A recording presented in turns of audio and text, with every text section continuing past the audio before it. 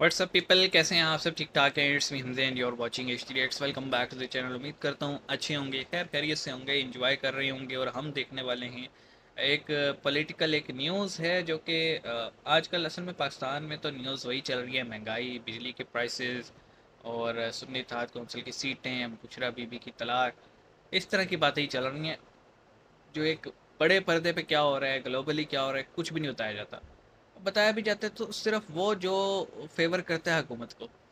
तो एक न्यूज़ आई है जनाब के फ़ारूक अब्दुल्ला, जो इनका ताल्लुक जम्मू कश्मीर से है, वो एक पॉलिटिकल लीडर हैं। आपको पता है दो तरह की फैमिलीज़ वहाँ पे अभी तक हुकूमत करती आई थी, एक अब्दुल्ला फैमिली और एक मुफ्ती फैमिली। तो महबूबा मुफ्ती करंटली मुफ्ती फैमिली को लीड कर रही हैं और फ़ारूक अब्दुल्ला अब्दुल्ला फैमिली को लीड कर रही हैं।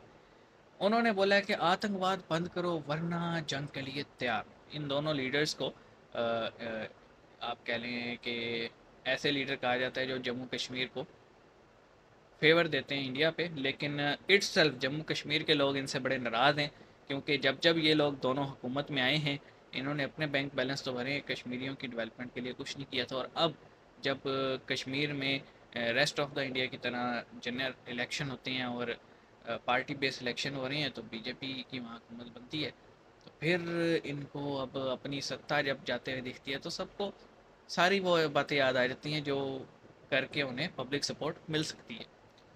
तो देखते हैं जी अब्दुल्ला साहब क्या कहते हैं। 3 2 1 एन। नमस्ते दोस्तों, जय हिंद।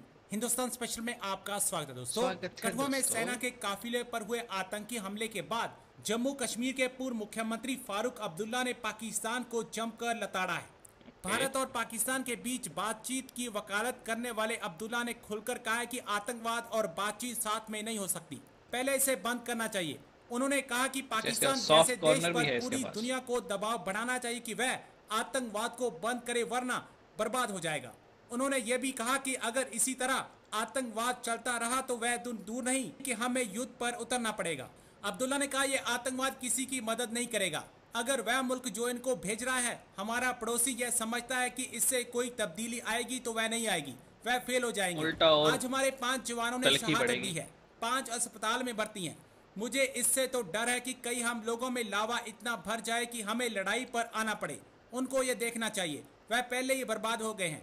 लड़ाई दोनों मुल्कों में तबाही ही लाएगी। अगर वो मुल्क जो इनको भेज रहा है लेकिन हमारा इन्होंने नाम पड़ोसी क्यों नहीं अगर लिया? समझता है कि इससे प्रॉपर नाम लेते वो यहाँ की पाकिस्तान तब्दीली भेज रहे। लाएगा, वो नहीं होगा। किस बात ने इन्हें रोक दिया ये ये कहने फेल से? हो जाएंगे। आज 5 जवानों ने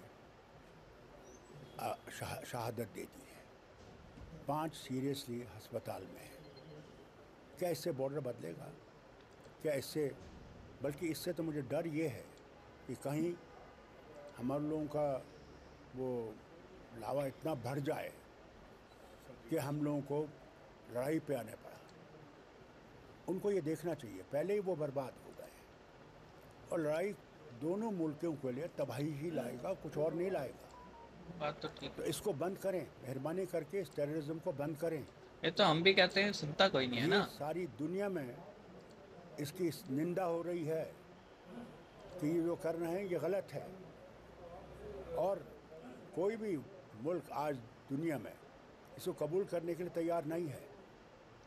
बेशक जी, इसमें कोई शक नहीं है कि दुनिया में कोई भी टेररिज्म को, हिंसा को, एक्सट्रीमिज़म को कबूल करने को तैयार नहीं है। और हम अक्सर औकात देखते रहते हैं कि हर मुल्क अपने तौर पे ऑपरेशंस करते हैं।